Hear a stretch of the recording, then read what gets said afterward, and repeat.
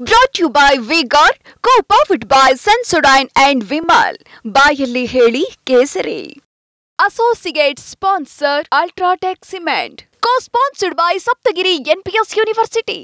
ಕೊನೆಗೂ ಸಂಸದ ಪ್ರಜ್ವಲ್ ರೇವಣ್ಣ ಪ್ರತ್ಯಕ್ಷರಾಗಿದ್ದಾರೆ. ಆದರೆ ನೇರವಾಗಲ್ಲ, ಬದಲಾಗಿ ವಿಡಿಯೋ ಮೂಲಕ ಸಾಕಷ್ಟು ಗೊಂದಲಗಳ ಬಳಿಕ ಅಥವಾ SIT ರಚನೆ ಆದ ಬಳಿಕ ಮೊದಲ ವಿಡಿಯೋ ರಿಯಾಕ್ಷನನ್ನು ಈಗ ಪ್ರಜ್ವಲ್ ರೇವಣ್ಣ ಕೊಟ್ಟಿದ್ದಾರೆ. ನಮ್ಮ ತಾತ ದೇವೇಗೌಡರು ಹಾಗೂ ಕುಮಾರಸ್ವಾಮಿ ಅವರ ಮೇಲೆ ಗೌರವ ಇದೆ ಸಾಕಷ್ಟು, ಜೊತೆಗೆ ಜನರಿಗೆ ಕ್ಷಮೆ ಕೇಳ್ತೀನಿ ಅಂತ ಇದೇ ಮಾತನ್ನು ಪ್ರಯೋಗಿಸ್ತಾನೆ ಮೇ 31ಕ್ಕೆ 10 ಗಂಟೆಗೆ ಸರಿಯಾಗಿ SIT ಮುಂದೆ ಹಾಜರಾಗ್ತೀನಿ ಅಂತ ಹೇಳ್ತಿದ್ದಾರೆ.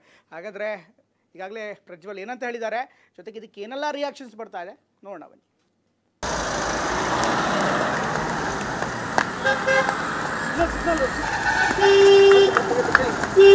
Prajwal Revanna mass rapist. ನಾನೇ ಖುದ್ದಾಗಿ ಶುಕ್ರವಾರ ಏನು 31ನೇ ತಾರೀಕು 10 ಗಂಟೆಗೆ SIT ಮುಂದೆ ಬಂದು ನಾನು ಸಂಪೂರ್ಣ ಈ ಇನ್ವೆಸ್ಟಿಗೇಷನ್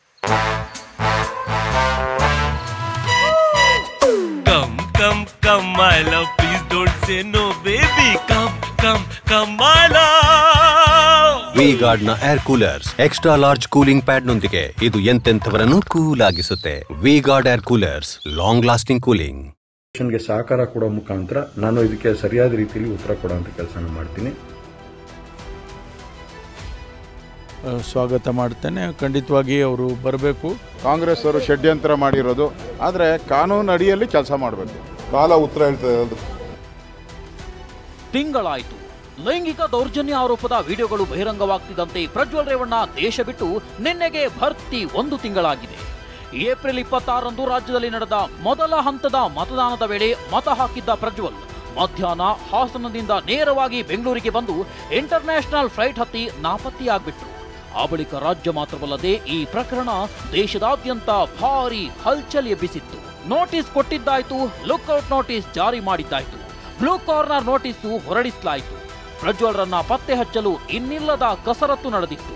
ಮೊಮ್ಮಗನ ವಿರುದ್ಧ ಕಿಡಿಕಾರಿ ತಾತ ಕೂಡ ಪತ್ರ ಬರೆದಿತ್ತು. ಇದೆಲ್ಲದರ ಮಧ್ಯೆ ಇಂದು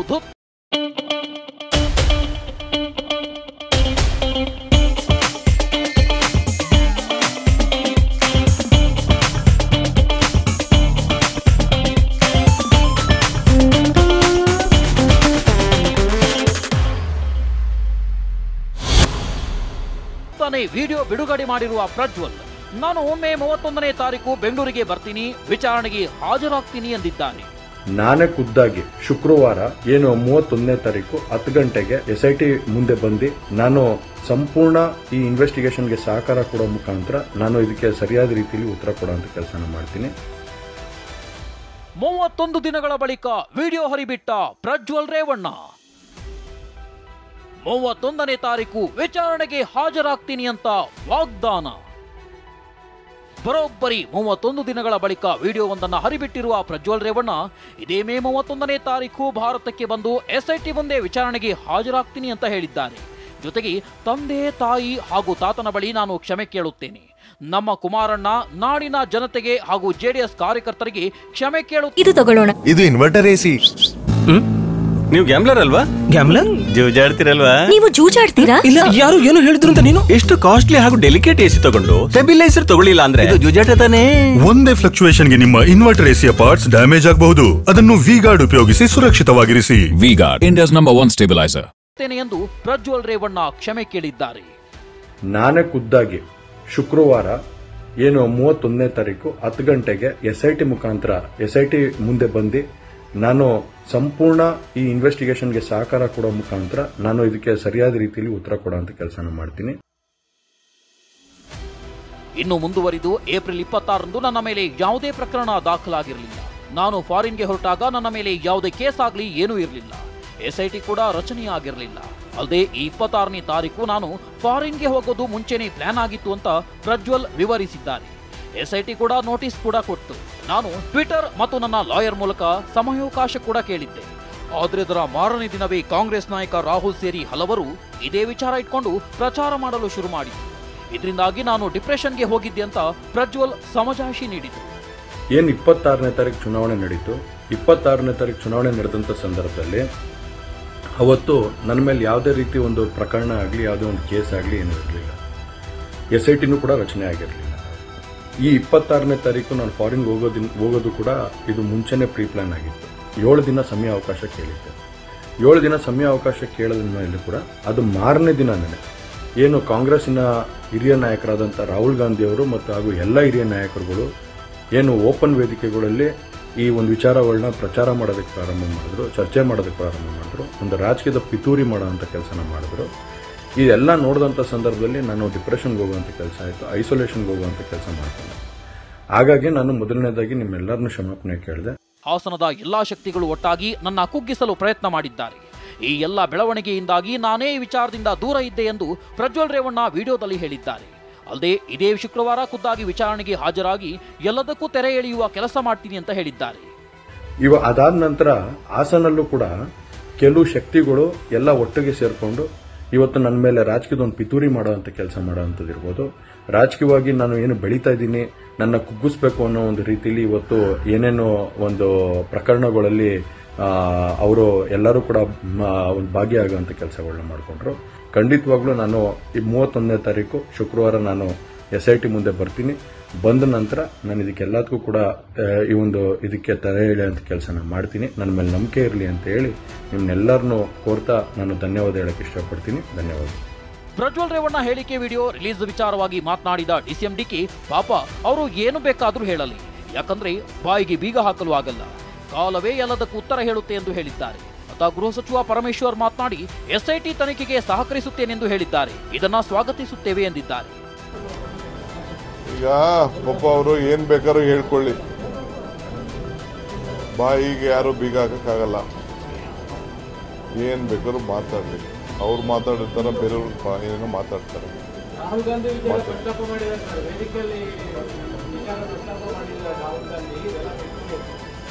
ಕಾಲ ಉತ್ತರ ಹೇಳ್ತಾರೆ.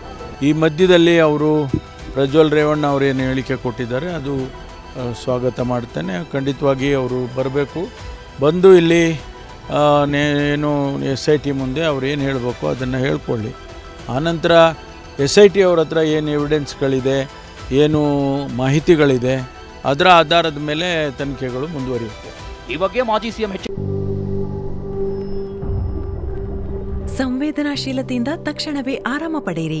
ಸೆನ್ಸೊಡೈನ್ ರ್ಯಾಪಿಡ್ ರಿಲೀಫ್ ಜೊತೆಗೆ DK ಮಾತನಾಡಿ ವಿಡಿಯೋ ಹೇಳಿಕೆ ಬಿಟ್ಟಿದ್ದು ಸ್ವಲ್ಪ ಸಮಾಧಾನ ತಂದಿದೆ. ಆದರೆ ಪೆನ್ ಡ್ರೈವ್ ಹಂಚಿದವರ ತಪ್ಪು ಇಲ್ಲ ಅಂತ ಸಿಎಂ ಹೇಳಿದ್ದಾರೆ. ಅಲ್ಲಿಗೆ ಸರ್ಕಾರ ಪೆನ್ ಡ್ರೈವ್ ಹಂಚಿದವರ ರಕ್ಷಣೆಗೆ ನಿಂತಂತಾಯಿತು ಎಂದಿದ್ದಾರೆ. ಇನ್ನು ವಿಪಕ್ಷ ನಾಯಕ ಆರ್ ಅಶೋಕ್ ಮಾತನಾಡಿ ಲೇಟ್ ಆಗಿ ಮಾತನಾಡಿದ್ರು ಅವರು ಒಪ್ಪಿಕೊಂಡಿದ್ದಾರೆ. ಆದರೆ ಇದರಲ್ಲಿ ಒಂದು ಷಡ್ಯಂತ್ರ ಇದೆ ಎಂಬುದು ಇಡೀ ಪ್ರಪಂಚಕ್ಕೆ ಗೊತ್ತು. ಆದರೆ ಕಾನೂನಿನ ಅಡಿಯಲ್ಲಿ ಕ್ರಮ ಆಗಬೇಕು ಅಂತ ಆಗ್ರಹಿಸಿದ್ದಾರೆ. ಇವತ್ತು ಸರ್ಕಾರಕ್ಕೆ ಸ್ವಲ್ಪ ಕನಿಷ್ಠ ಪರಿಜ್ಞಾನ ಇದ್ದಿದ್ರೆ ಇವತ್ತು ಯಾರೇ ತಪ್ಪಿತಸ್ಥರಲ್ಲಿ ತನಿಖೆ ಆಗಬೇಕು, ಆ ತಪ್ಪಿತಸ್ಥರಿಗೆ ಶಿಕ್ಷೆ ಆಗಲೇಬೇಕು. ಆದರೆ ಈ ಒಂದು ಘಟನೆಯಲ್ಲಿ ಹಲವಾರು ಹೆಣ್ಣು ಮಕ್ಕಳ ಚಿತ್ರ ಏನಿದೆ ಅದನ್ನು ಪೆನ್ ಡ್ರೈವ್ ಮಾಡಿ ಬೀದಿ ಬೀದಿಲಿ ಹಂಚಿದ್ದಿದೆಯಲ್ಲ, ಅದು ತಪ್ಪಿಲ್ಲ ಅಂತ ನಮ್ಮ ಮುಖ್ಯಮಂತ್ರಿಗಳು ಹೇಳಿದ ಮೇಲೆ ಹಂಚದವರಿಗೆ ರಕ್ಷಣೆ ಕೊಡಲಿಕ್ಕೆ ಈ ಸರ್ಕಾರ ತಯಾರಾಗಿದೆ ಅಂತ ಆಯ್ತಲ್ವೇ. ತನಿಖೆ ಆಗಬೇಕು. ಈಗ ಲೇಟಾಗಾದರೂ ಅವರು ಒಪ್ಕೊಂಡಿದ್ದಾರೆ. ಕಾನೂನು ಮುಂದೆ ಯಾರು ದೊಡ್ಡವರಲ್ಲ. ಕಾನೂನು ಪ್ರಕಾರ ಏನು ದಾರಿಗಳಿದೆ ಅದು ಹುಡುಕಬೇಕೇ ಹೊರತು ತಪ್ಪಿಸ್ಕೊಂಡು ಹೋಗೋದು ದಾರಿ ಅಲ್ಲ. ಇದರಿಂದ ದೊಡ್ಡ ಷಡ್ಯಂತ್ರ ಇದೆ ಅಂತ ಅದು ಇಡೀ ಪ್ರಪಂಚಕ್ಕೆ ಗೊತ್ತು. ಕಾಂಗ್ರೆಸ್ ಅವರು ಷಡ್ಯಂತ್ರ ಮಾಡಿರೋದು. ಆದರೆ ಕಾನೂನು ಅಡಿಯಲ್ಲಿ ಕೆಲಸ ಮಾಡಬೇಕು. ಮತ್ತೊಂದೆಡೆ ಕಳೆದ 5-6 ದಿನಗಳಿಂದ ರಾಜಕೀಯವಾಗಿ ಅಂತರ ಕಾಯ್ದುಕೊಂಡಿರುವ ಕಾಂಗ್ರೆಸ್ ಅನಗತ್ಯ ಮೂಗು ತೂರಿಸದೇ ಇರಲು ತೀರ್ಮಾನಿಸಿದೆ. ಹೀಗಾಗಿ ಎಲ್ಲವನ್ನು SIT ಹೆಗಲಿಗೆ ಹಾಕಿ ರಾಜಕೀಯವಾಗಿ ಕೂಡ ಯಾವುದೇ ಕಲ್ಲು ಎಸೆಯದೆ ಎಚ್ಚರಿಕೆ ಹೆಜ್ಜೆ ಇಡುವ ಸಾಧ್ಯತೆ ದಟ್ಟವಾಗಿದೆ. ಆದರೂ ಪ್ರಜ್ವಲ್ ಆರೋಪಗಳಿಗೆ ಕಾಂಗ್ರೆಸ್ ಉತ್ತರಿಸುತ್ತಾ ಇಲ್ವಾ ಎಂಬ ಕುತೂಹಲ ಅಂತೂ ಇದ್ದೇ ಇರುತ್ತೆ. Bureau report, TV9. Rayanna brigade ಇದು ಬಿಜೆಪಿಯಿಂದ ಈಶ್ವರಪ್ಪನವರು ಹೊರಬಂದ ಬಳಿಕ ಹೊಸದಾಗಿ ಯೋಚನೆ ಮಾಡ್ತಾ ಇರುವಂಥ ರೀತಿ. ಒಂದು ಕಾಲದಲ್ಲಿ ರಾಯಣ್ಣ ಬ್ರಿಗೇಡ್ ಮೂಲಕವೇ ಯಡಿಯೂರಪ್ಪ ಅವರನ್ನು ಕಟ್ಟಿ ಹಾಕೋದಕ್ಕೆ ಇದೇ ಈಶ್ವರಪ್ಪನವರು ಮುಂದಾಗಿದ್ದರು. ನೇರವಾಗಿ ಪ್ರಕರಣ ಅಮಿತ್ ಶಾ ಅವರ ಮಟ್ಟಕ್ಕೂ ಹೋಗಿತ್ತು. ಅಮಿತ್ ಶಾ ಬೇಡ ಸಾಕು ನಿಲ್ಲಿಸಿ ಅಂತ ಹೇಳಾದ್ಮೇಲೆ ಅವರ ಮಾತಿಗೆ ಬೆಲೆ ಕೊಟ್ಟು ನಾನು ಆ ರಾಯಣ್ಣ ಬ್ರಿಗೇಡನ್ನು ನಿಲ್ಲಿಸಿದೆ ಅನ್ನುವಂಥ ಮಾತನ್ನು ಇದೇ ಈಶ್ವರಪ್ಪನವರು TV9 ಸಂದರ್ಶನದಲ್ಲಿ ಹೇಳಿದರು. ಈಗ ಮತ್ತೆ ರಾಯಣ್ಣ ಬ್ರಿಗೇಡ್ ಕಟ್ಟೋದಕ್ಕೆ ಹೋಗ್ತಾ ಇದ್ದಾರೆ. ಹಾಗಾದರೆ ಇದು BJP ವಿರುದ್ಧನೋ ಕಾಂಗ್ರೆಸ್ ವಿರುದ್ಧನೋ ಯಾರ ವಿರುದ್ಧ? ಹೇಗಾಗ್ತಿದೆ ರಾಯಣ್ಣ ಬ್ರಿಗೇಡ್? ಇದರ ಪೊಲಿಟಿಕಲ್ ಇಂಪ್ಯಾಕ್ಟ್ ಮತ್ತು ಅಸೆಸ್ಮೆಂಟ್ ಏನು ನೋಡ್ಕೊಂಬೋಣ ಬನ್ನಿ.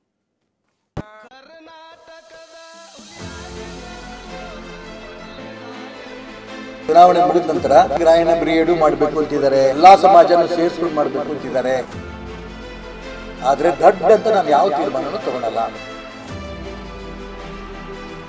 ಕೆಎಸ್ ಈಶ್ವರಪ್ಪ ರಾಜಕೀಯ ಪ್ರಾಕಾರ ಹಿಂದುತ್ವವಾದಿಗಳಲ್ಲಿ ಇವರು ಕೂಡ ಒಬ್ಬರಾಗಿದ್ದರು. ಆದರೆ ಬದಲಾದ ರಾಜಕೀಯ ಸನ್ನಿವೇಶದಲ್ಲಿ ಈಗ ಬಿಜೆಪಿಯಿಂದಲೇ ಹೊರಗೆ ತಳ್ಳಲ್ಪಟ್ಟಿದ್ದಾರೆ. ಬಿಎಸ್ ಯಡಿಯೂರಪ್ಪ, ಬಿಬಿ ಶಿವಪ್ಪರಂತಹ ನಾಯಕರೊಂದಿಗೆ ರಾಜ್ಯದಗಲ ಸುತ್ತಿ ಬಿಜೆಪಿಯನ್ನ ಕಟ್ಟಿ ಬೆಳೆಸಿದ ಇದೇ ಈಶ್ವರಪ್ಪ ಇದೀಗ ಬಿಜೆಪಿಗೆ ಬೇಡವಾಗಿದ್ದಾರೆ. ವಿಧಾನಸಭೆಯಲ್ಲಂತೂ ವಯಸ್ಸಿನ ಕಾರಣಕ್ಕೆ ನಾನು ಹಿಂದೆ ಸರಿದಿದ್ದೆ. ಈಗ ಮಗನಿಗಾದ್ರೂ ಲೋಕಸಭೆ ಟಿಕೆಟ್ ಕೊಡಿ ಅಂತ ಕೇಳಿದ್ದೆ. ಆದ್ರೆ ಅದೇನಾಯ್ತು, ಪುತ್ರ ಕಾಂತೇಶ್ಗೆ ಟಿಕೆಟ್ ತಪ್ಪಿ ಹೋಯಿತು. ಆದ್ರೂ ಮಾತೃಪಕ್ಷದ ಬಗ್ಗೆ ಒಲವು ವ್ಯಕ್ತಪಡಿಸುತ್ತಲೇ ಲೋಕಸಭೆ ಅಖಾಡಕ್ಕೆ ಧುಮುಕಿರುವ ಈಶ್ವರಪ್ಪ ಶಿವಮೊಗ್ಗದಿಂದ ಪಕ್ಷೇತರರಾಗಿ ಚುನಾವಣೆ ಎದುರಿಸಿದ್ದಾಗಿದೆ. ಇದೇ ಜೂನ್ 4ಕ್ಕೆ ಅವರ ನಿರ್ಧಾರದ ಪರಿಣಾಮವೂ ಗೊತ್ತಾಗಲಿದೆ. ಈ ನಡುವೆ ನಿನ್ನೆ ಬಾಗಲಕೋಟೆಯಲ್ಲಿ ಮಾತನಾಡಿದ ಈಶ್ವರಪ್ಪ ರಾಯಣ್ಣ ಬ್ರಿಗೇಡ್ ಪುನರಾರಂಭಿಸುವ ಸುಳಿವು ನೀಡಿದ್ದಾರೆ. ನೋಡೋಣ, ಚುನಾವಣೆ ಮುಗಿಲಿ. ಚುನಾವಣೆ ಮುಗಿದ ನಂತರ ಏನೇನು ಮಾಡಬೇಕು ಅನೇಕ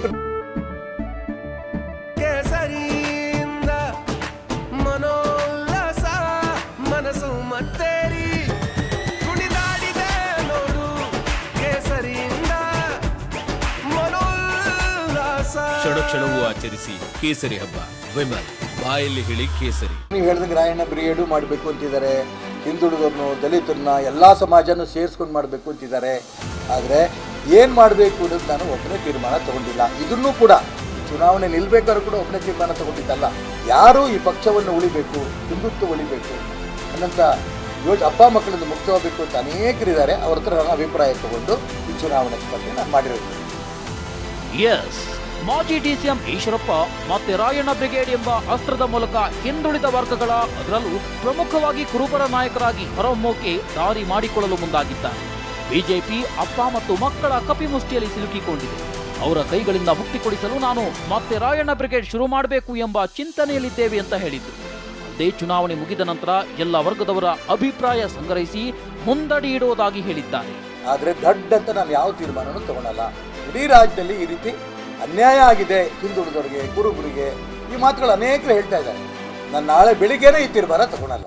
ಏನೇನು ಪರಿವರ್ತನೆ ಆಗುತ್ತೆ ನೋಡಿಕೊಂಡು, ಮತ್ತೆ ಪೊಲಿಟಿಕಲ್ ಮಾತ್ರ ಅಲ್ಲ, ಸಾಮಾಜಿಕವಾಗೂ ನ್ಯಾಯ ಸಿಗಬೇಕು. ಅವರೆಲ್ಲರೂ ಕೂಡ ಶೈಕ್ಷಣಿಕವಾಗೂ ನ್ಯಾಯ ಸಿಗಬೇಕು. ಆ ದಿಕ್ಕಲ್ಲಿ ಏನೇನು ಮಾಡಬೇಕು ಅನ್ನೋದನ್ನು ಎಲ್ಲ ಪ್ರಮುಖರ ಹತ್ರ ಕೂತು ಚರ್ಚೆ ಮಾಡಿ ನಾನು ಆಮೇಲೆ ತೀರ್ಮಾನ ತಗೊಳ್ತೀನಿ.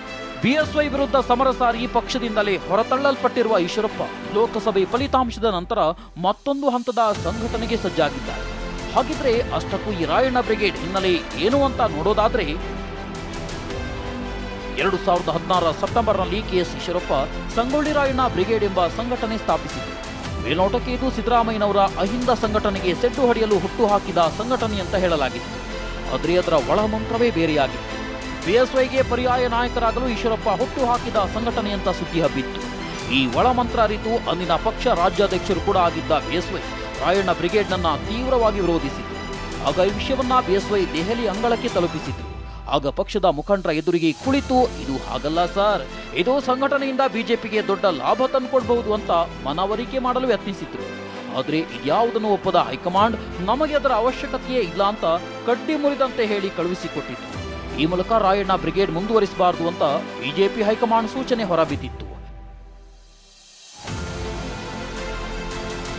ಈ ಬಗ್ಗೆ ಹಿಂದೆ ಟಿವಿ9 ಇಂಟರ್ವ್ಯೂನಲ್ಲೂ ಮಾತನಾಡಿದ ಈಶ್ವರಪ್ಪ, ಪಕ್ಷ ಹೇಳಿದ್ದ ಯಾವ ಮಾತನ್ನು ನಾನು ಮೀರಿಲ್ಲ. ರಾಯಣ್ಣ ಬ್ರಿಗೇಡ್ ಹಿಂದುಳಿದ ಮತ್ತು ದಲಿತರಿಗಾಗಿ ಬಹುದೊಡ್ಡ ಸಂಘಟನೆಯಾಗಲಿತ್ತು. ಆದ್ರೆ ಅಮಿತ್ ಶಾ ಬಿಟ್ಟು ಬಿಡು ಅಂತ ಹೇಳಿದ್ರು, ಹೀಗಾಗಿ ಬಿಟ್ಬಿಟ್ಟೆ ಅಂತ ಈಶ್ವರಪ್ಪ ಹೇಳಿದ್ರು. ರಾಯಣ್ಣ ಬ್ರಿಗೇಡ್ ಹಿಂದುಳಿದವರು, ದಲಿತರು ದೊಡ್ಡ ಸಂಘಟನೆ ಆಗಿತ್ತು. ಕೂಡಲ ಸಂಗಮದಲ್ಲಿ ದೊಡ್ಡ ಸಮಾವೇಶ ಮಾಡಿದ್ವಿ. ಯಾಕೋ ಯಡಿಯೂರಪ್ಪ ಕೇಂದ್ರಕ್ಕೂ ಕಂಪ್ಲೇಂಟ್ ಮಾಡಿದ್ರು. ಅಮಿತ್ ಶಾ ರಾಜ್ಯ ಅಧ್ಯಕ್ಷರು ದೆಹಲಿನಲ್ಲಿ ಸಭೆ ಆಯಿತು. ಅಲ್ಲಿ ಹೇಳಿದೆ, ಹಿಂದುಳಿದವರು ದಲಿತರು ಬೇಡವಾ ನಿಮಗೆ, ಯಾಕೆ ಹಿಂಗೆ ಮಾಡ್ತಿದ್ದೀರಿ? ನಾನು ರಿಕ್ವೆಸ್ಟ್ ಮಾಡಿದೆ. ಕೊನೆ ಅಮಿತ್ ಶಾ ಕೇಳಿದ್ರು ಯಡಿಯೂರಪ್ಪನವ್ರಿಗೆ, ಯಾಕಪ್ಪ ಇದು ಬೇಡ ಅಂತ ಹೇಳ್ತಿದ್ಯಾ ಅಂತ. ಇಲ್ಲ ಬೇಡ. ಕೊನೆ ನಾನು ಕೇಳಿದೆ, ಯಾಕೆ ಸರ್ ಬೇಡ ಅಂತೀರಿ, ಏನು ಇಂಥದ್ದಕ್ಕೆ ಅಂತ ಹೇಳಿ. ಇಲ್ಲ ಬೇಡ. ಕೊನೆ ಅಮಿತ್ ಶಾ ಹೇಳಿದ್ರು, छोड़ದ ಯಾರಂತ ಬಿಟ್ಟೆ ನಾನು. ಇವತ್ತು ಅದೇ ರಾಯಣ್ಣ ಬ್ರಿಗೇಡ್ ಮುಂದುವರೆದಿದ್ರೆ ಇವತ್ತು ಕರ್ನಾಟಕ ರಾಜ್ಯದಲ್ಲಿ ಭಾರತೀಯ ಜನತಾ ಪಾರ್ಟಿಗೆ ಹಿಂದುಳಿದ ಮತ್ತು ದಲಿತ ದೊಡ್ಡ ಸಂಘಟನೆ ನಮ್ಮ ಜೊತೆಗಿರೋದು. ಅಕಸ್ಮಾತ್ ಈಶ್ವರಪ್ಪನವರು ರಾಯಣ್ಣ ಬ್ರಿಗೇಡ್ ಮಾಡಿದ್ರು ಅಂತ ಇಟ್ಕೊಳ್ಳಿ, ಆಗ ಬಿಜೆಪಿ ಮತ್ತು ಕಾಂಗ್ರೆಸ್ಗೆ ಆಗುವ ಲಾಭ ನಷ್ಟಗಳೇನು ಅಂತ ಡೀಟೇಲ್ಸ್ ಆಗಿ ತೋರಿಸ್ತೀವಿ ನೋಡಿ. ಈಶ್ವರಪ್ಪ ಮತ್ತೆ ರಾಯಣ್ಣ ಬ್ರಿಗೇಡ್ ಕಟ್ಟಿದ್ರು ಬಿಜೆಪಿಗೆ ಲಾಭವೂ ಇಲ್ಲ, ನಷ್ಟವೂ ಇಲ್ಲ ಎಂಬ ಪರಿಸ್ಥಿತಿ ಇದೆ. ಯಾಕಂದ್ರೆ ಸಿದ್ದರಾಮಯ್ಯ ಸಿಎಂ ಆಗಿರುವವರೆಗೂ ಕುರುಬ ಸಮುದಾಯ ಈಶ್ವರಪ್ಪ ಜೊತೆಗೆ ಹೋಗೋದಿಲ್ಲ ಎಂಬುದು ಬಿಜೆಪಿಯ ನಂಬಿಕೆ. ಇದಲ್ಲದೆ ಬಿಜೆಪಿಯಲ್ಲಿರೋ ಕುರುಬ ಮುಖಂಡರು ಈಶ್ವರಪ್ಪ ಜೊತೆಗೆ ಹೋಗುವುದಿಲ್ಲ. ಸಚಿವರಾಗಿದ್ದು ರಾಯಣ್ಣ ಬ್ರಿಗೇಡ್ ಯಶಸ್ವಿಗೊಳಿಸಲಾಗಿಲ್ಲ. ಹೀಗಾಗಿ ಈಗ ಮಾಜಿಯಾಗಿದ್ದ ವೇಳೆ ಹಿಂದೆ ಇದ್ದ ನಾಯಕರು ಜೊತೆ ನಿಲ್ಲೋದು ಸಾಧ್ಯತೆ ಕಡಿಮೆ.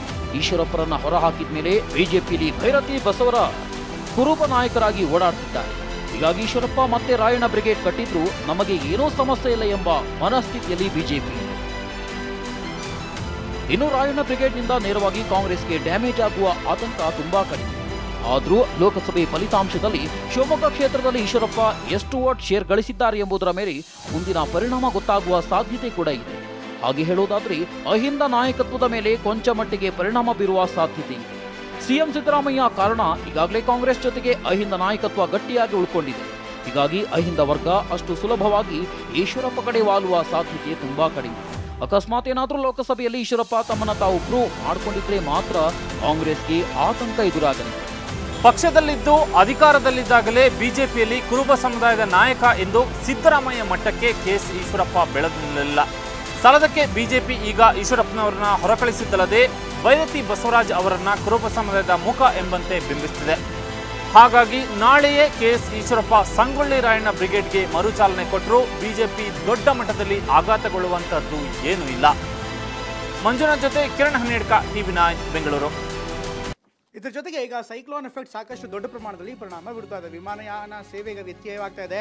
ಸೈಕ್ಲೋನ್ ಎಫೆಕ್ಟ್ನಿಂದಾಗಿ ವಿಮಾನಯಾನ ಸೇವೆಯಲ್ಲಿ ವ್ಯತ್ಯಯ ಆಗ್ತಿರೋ ಬಗ್ಗೆ ವರದಿ ಆಗ್ತಾ ಇದೆ. ಅಂಡಮಾನ್ ನಿಕೋಬಾರ್ದಲ್ಲಿ ಕನ್ನಡಿಗರು ಪರದಾಟವನ್ನು ಮಾಡ್ತಿದ್ದಾರೆ. ಪೋರ್ಟ್ ಪ್ಲೇನಲ್ಲಿ ಸಂಕಷ್ಟ ಪಡ್ತಾ ಇರುವಂಥ ರಾಜ್ಯದ ಜನ ವಿಸ್ತಾರ ವಿಮಾನ ಸೇವೆಯಲ್ಲಿ ಭಾರಿ ವ್ಯತ್ಯಯ ಹಿನ್ನೆಲೆಯಲ್ಲಿ ಈ ರೀತಿಯಾದಂಥ ಸಮಸ್ಯೆ ಉಂಟಾಗ್ತಾ ಇದೆ. ಇನ್ಫ್ಯಾಕ್ಟ್ ಪೋರ್ಟ್ ಪ್ಲೇನಲ್ಲಿ ಈಗ ಜನ ಸಂಕಷ್ಟ ಪಡ್ತಾ ಇದ್ದಾರೆ. ಪ್ರಮುಖವಾಗಿ ಕನ್ನಡಿಗರು ಈಗ ಪರದಾಟವನ್ನು ಮಾಡ್ತಾ ಇದ್ದಾರೆ. ಪ್ರವಾಸಕ್ಕೆ ತೆರಳಿದ್ದ ರಾಜ್ಯದ 180 ಜನ ಈಗ ಪರದಾಟವನ್ನು ಮಾಡ್ತಿದ್ದಾರೆ. ಮೇ 22ರಂದು ತೆರಳಿ ವಾಪಸ್ ಆಗಬೇಕಾಗಿತ್ತು 22ಕ್ಕೆ, ಆದರೆ ಇವತ್ತು ವಾಪಸ್ ಆಗಬೇಕಾಗಿತ್ತು, ಆದರೆ ಸಾಧ್ಯ ಆಗಿಲ್ಲ, ವ್ಯತ್ಯಯ ಆಗಿದೆ. ಬೆಳಗ್ಗೆ 11ರಿಂದ ಆಹಾರ ನೀರು ಸಹ ಸಿಗದೆ ಸಂಕಷ್ಟದಲ್ಲಿದ್ದಾರೆ. ಹೀಗಾಗಿ ಈಗ ವಿಡಿಯೋ ತುಣುಕುಗಳು ಕೂಡ ಬರ್ತಾ ಇದೆ. ಕೇಂದ್ರ ಮತ್ತು ರಾಜ್ಯ ಸರ್ಕಾರಕ್ಕೆ ಸಹಾಯ ಹಸ್ತವನ್ನು ಚಾಚ್ತಾ ಇದ್ದಾರೆ, ಮನವಿ ಮಾಡಿದ್ದಾರೆ. ಇಲ್ಲಿ ಸಾಕಷ್ಟು ಸಮಸ್ಯೆ ಆಗ್ತಾ ಇದೆ. ಸೈಕ್ಲೋನ್ ಎಫೆಕ್ಟ್ನಿಂದಾಗಿ ವಿಮಾನಯಾನ ಸೇವೆ ವ್ಯತ್ಯಯವಾಗಿದೆ, ದಯಮಾಡಿ ಸಹಾಯ ಮಾಡಿ ಅಂತ ರಾಜ್ಯ ಸರ್ಕಾರಕ್ಕೆ ಮತ್ತು ಕೇಂದ್ರ ಸರ್ಕಾರಕ್ಕೆ ಅಲ್ಲಿ ಪ್ರಯಾಣಿಕರು ಮನವಿ ಮಾಡಿದ್ದಾರೆ. ನಾವು 18 ಜನ ಸ್ನೇಹಿತರು ದಿನಾಂಕ 22/5/24 ಬುಧವಾರ ಬೆಂಗಳೂರಿನಿಂದ ಅಂಡಮಾನ್ ಮತ್ತು ನಿಕೋಬಾರ್ ದ್ವೀಪ ಸಮೂಹಕ್ಕೆ ಪ್ರವಾಸ ಬಂದಿದ್ವಿ ವಿಸ್ತಾರ ವಿಮಾನಯಾನದ ಮೂಲಕ. ಈಗ ದಿನಾಂಕ 27 ಸೋಮವಾರ ಇವತ್ತು ಮಧ್ಯಾಹ್ನ 1:45ಕ್ಕೆ ಅದೇ ವಿಮಾನದ ಮೂಲಕ ನಾವು ಬೆಂಗಳೂರಿಗೆ ಹಿಂದಿರುಗಬೇಕಾಗಿತ್ತು. ಆ ಸಲುವಾಗಿ ನಾವೆಲ್ಲರೂ ಕೂಡ ಮಾಹಿತಿಯನ್ನು ಪಡ್ಕೊಂಡು ವಿಮಾನಯಾನ ಸಿಬ್ಬಂದಿಯ ಮಾಹಿತಿಯ ಕೊಟ್ಟಂಥ ಸೂಚನೆಯ ಪ್ರಕಾರ ನಾವು ಬೆಳಿಗ್ಗೆ 11 ಗಂಟೆಗೆ ಎಲ್ಲರೂ ಕೂಡ ಈ ಪೋರ್ಟ್ ಬ್ಲೇರ್ನ ವಿಮಾನ ನಿಲ್ದಾಣವನ್ನು ಪ್ರವೇಶ ಮಾಡಿದ್ದೇವೆ. ಚೆಕ್ ಇನ್ ಕೂಡ ಆಗಿದೆ. ನಮಗೆ ಬೋರ್ಡಿಂಗ್ ಪಾಸ್ಗಳನ್ನು ಕೂಡ ಕೊಟ್ಟಿದ್ದಾರೆ. ಅವರು ಮೊದಲು ಸಚಿವರು ತಲೆ ಬಾಚ್ಕೊಂಡು ವಿಧಾನಸಭೆಗೆ ಬರಲಿ ಅಂತ ಹೇಳಿದ್ರು. ಮತ್ತೊಬ್ಬರು ನೀವು ಫ್ರೀ ಇದ್ದರೆ ಒಂದು ಹೇರ್ ಕಟ್ ಮಾಡಿ ಅಂತ ಹೇಳಿದ್ರು. ಇದೆಲ್ಲವನ್ನು ಕೂಡ ಗಮನಿಸ್ತಾರೆ ಜನ. ಏನಿದು ಗಲಾಟೆ ಅಂತ ಹೇಳ್ತಾರೆ. ಇಷ್ಟಕ್ಕೂ ಈ ಗಲಾಟೆ ಯಾರದ್ದು ಅಂತ ಕೇಳ್ತೀರಾ? ಪೊಲಿಟಿಕಲ್ ಲೀಡರ್ಗಳದ್ದು, ರಾಜಕೀಯ ನಾಯಕರದ್ದು, ಅದರಲ್ಲೂ ಶಿವಮೊಗ್ಗದ ರಾಜಕೀಯ ನಾಯಕರದ್ದು. ಏನಾಗ್ತಾ ಇದೆ? ತಲೆ ಬಾಚ್ಕೊಳ್ಳಿ ಅಂತ ಯಾರು ಹೇಳ್ತಿದ್ದಾರೆ? ಕಟಿಂಗ್ ಮಾಡಿ ಅಂತ ಯಾರು ಹೇಳ್ತಿದ್ದಾರೆ? ನೋಡ್ಕೊಂಬೋಣ ಬನ್ನಿ. ನಾನು ಕನ್ನಡ ಓದಬೇಕಾದ್ರೆ ತಪ್ಪು ಓದ್ತೀನಿ, ಫಸ್ಟ್ ಹೇಳ್ಬಿಡ್ತೀನಿ. ಶಿಕ್ಷಣ ಸಚಿವರೇ ದಯವಿಟ್ಟು ತಲೆ ಬಾಚ್ಕೊಂಡು ಬನ್ನಿ. ಆಯ್ತು, ನನ್ನ ಹೇರ್ ಕಟಿಂಗ್ ಮಾಡೋರು ಫ್ರೀ ಇಲ್ಲ, ಅವ್ರು ಫ್ರೀ ಇದ್ರೆ ಮಾಡಕ್ಕೆ. ನಮೋ ನಮಃ ಅಂತ ಹೇಳಬೇಕೆ ಹೊರತು ನಾವು ಇನ್ನೇನು ಕೂಡ ಹೇಳೋದಕ್ಕೆ ಸಾಧ್ಯ ಇಲ್ಲ. ನನ್ನ ಹಳೆ ಬರ ನಾನು ನೋಡ್ಕೊತೀನಿ, ನೀವು ತೊಂದರೆ ಇಲ್ಲ, ನಮ್ಮ ಪಕ್ಷ ಇದೆ. ರಾಜ್ಯ ರಾಜಕಾರಣದಲ್ಲಿ ಮತ್ತೊಂದು ಹೊಸ ವಾಕ್ಸಮರ ಶುರುವಾಗಿದೆ. ಅದರಲ್ಲೂ ಇಬ್ಬರು ಮಾಜಿ ಮುಖ್ಯಮಂತ್ರಿಗಳ ಮಕ್ಕಳ ನಡುವೆ ಟಾಕ್ ವಾರ್ ಜೋರಾಗಿ ನಡೆಯುತ್ತಿದೆ. ಮಲೆನಾಡಿನ ಯುವ ನಾಯಕರು ಕೋಟೆನಾಡಿನಲ್ಲಿ ಮಾತಿನ ಸಮರಕ್ಕಿಳಿದಿದ್ದಾರೆ. ಶಿವಮೊಗ್ಗದಲ್ಲಿ ಮತದಾನ ಮುಗಿದು 20 ದಿನವಾಗಿದೆ. 20 ದಿನದ ಬಳಿಕವೂ ಶಿವಮೊಗ್ಗ ನಾಯಕರ ಮಧ್ಯೆ ವಾಕ್ಸಮರ ತಾರಕಕ್ಕೇರಿದೆ. ಬಿಜೆಪಿ ರಾಜ್ಯಾಧ್ಯಕ್ಷ ಬಿವೈ ವಿಜಯೇಂದ್ರ ಮತ್ತು ಶಿಕ್ಷಣ ಸಚಿವ ಮಧು ಬಂಗಾರಪ್ಪ ನಡುವೆ ಮಾತಿನ ಕದನ ನಡೆದಿದೆ. ಈ ಮಾತಿನ ಯುದ್ಧ ಹೇರ್ ಕಟಿಂಗ್ ವರೆಗೂ ಬಂದು ನಿಂತಿದೆ. ಅವತ್ತು ಮೇ 9ನೇ ತಾರೀಕು ಎಸ್ಎಸ್ಎಲ್ಸಿ ರಿಸಲ್ಟ್ ಪ್ರಕಟವಾಗಿತ್ತು. ಅದರ ಬಳಿಕ ಶಿವಮೊಗ್ಗದಲ್ಲಿ ಸುದ್ದಿಗೋಷ್ಠಿ ಮಾಡಿದ ಶಿಕ್ಷಣ ಸಚಿವ ಮಧು ಬಂಗಾರಪ್ಪ ಪತ್ರವೊಂದನ್ನು ಓದುತ್ತಾ, ನನಗೆ ಕನ್ನಡ ಓದಲು ಬರಲ್ಲ, ಮೊದಲೇ ಹೇಳಿ ಬಿಡ್ತೀನಿ ಎಂದಿದ್ರು. ನಾನು ಕನ್ನಡ ಓದಬೇಕಾದ್ರೆ ತಪ್ಪು ಓದ್ತೀನಿ, ಫಸ್ಟ್ ಹೇಳ್ಬಿಡ್ತೀನಿ. ಯಾಕೆಂದರೆ ಟೀಕಾ ಟಿಪ್ಪಣಿ ಮಾಡೋಕ್ಕೆ ನಮ್ಮ ಅಣ್ಣ ಇಲ್ಲಿ ಬಂದು ನಾಳೆ ಮತ್ತೆ ಪ್ರೆಸ್ ಮೀಟ್ ಮಾಡ್ತಾನೆ, ಅದೇನು ಪರವಾಗಿಲ್ಲ. ಮಾತಾಡೋದಕ್ಕೆ ಚೆನ್ನಾಗಿ ಮಾತಾಡೋದು, ಓದೋದು ನನಗೆ ಸ್ವಲ್ಪ ತೊಂದರೆ ಇದೆ, ಏನು ತಪ್ಪೇನಿಲ್ಲ. ಹಂಗಂದ ತಕ್ಷಣ ನಾನು ಕೆಟ್ಟವನಾಗಲ್ಲ. ಅವ್ನು ಬರೀ ಪಾಸ್ ಆಗಿದ್ರೆ ಅವನೇನು ಒಳ್ಳೆಯವನಾಗ.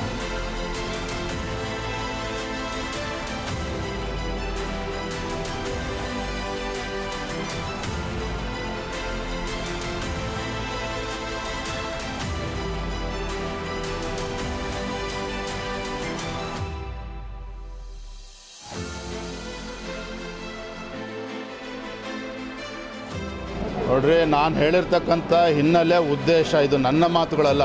ಜನ ಪ್ರಶ್ನೆ ಮಾಡ್ತಾ ಇದ್ದಾರೆ, ಅವರು ಉತ್ತರ ಕೊಡ್ಕೊಳ್ಳಿ. ಇದು ಶಿಕ್ಷಣ ಕ್ಷೇತ್ರ ಯಾವ ಹಾದಿಯಲ್ಲಿ ಸಾಗ್ತಾ ಇದೆ, ಯಾವ ರೀತಿ ಕಲುಷಿತಗೊಳ್ತಾ ಇದೆ. ಶಿಕ್ಷಕರು ಕೂಡ ಪರದಾಡ್ತಾ ಇದ್ದಾರೆ, ಮಕ್ಕಳು ಕೂಡ ಪರದಾಡ್ತಾ ಇದ್ದಾರೆ, ಪೋಷಕರು ಕೂಡ ಪರದಾಡ್ತಾ ಇದ್ದಾರೆ. ಆ ಸಮಸ್ಯೆಗಳನ್ನು ಬಗೆಹರಿಸಲಿ ಅಂತೇಳಿ ಪೋಷಕರ ಅಪೇಕ್ಷೆ ಇದೆ, ಶಿಕ್ಷಕರ ಅಪೇಕ್ಷೆ ಇದೆ. ಅದ್ರ ಕಡೆ ಹೆಚ್ಚು ಗಮನ ಕೊಟ್ಟರೆ ಒಳಿತು. ಸದ್ಯ ಕೋಟೆನಾಡು ಚಿತ್ರದುರ್ಗ ಜಿಲ್ಲೆಯಲ್ಲಿ ಆಗ್ನೇಯ ಶಿಕ್ಷಕರ ಕ್ಷೇತ್ರ ವಿಧಾನ ಪರಿಷತ್ ಚುನಾವಣೆ ಪ್ರಚಾರದ ವೇಳೆ ಶಿವಮೊಗ್ಗದ ಇಬ್ಬರು ಮಾಜಿ ಮುಖ್ಯಮಂತ್ರಿಗಳ ಪುತ್ರರ ನಡುವೆ ಟಾಕ್ ವಾರ್ ಸದ್ದು ಮಾಡ್ತಿದೆ. ಸದ್ಯ ಈ ಹೇರ್ ಕಟಿಂಗ್ ಟಾಕ್ ವಾರ್ ಎಲ್ಲಿಗೆ ಮುಟ್ಟಲಿದೆ ಎಂಬುದನ್ನ ಕಾದು ನೋಡಬೇಕಿದೆ. Basavaraj Mudnur, TV9, Chitradurga. Brought you by V-Guard, co-powered by Sensodyne and Vimal. ಬಾಯಲ್ಲಿ ಹೇಳಿ ಕೇಸರಿ. Associate sponsor Ultratech Cement. Co-sponsored by Saptagiri NPS University.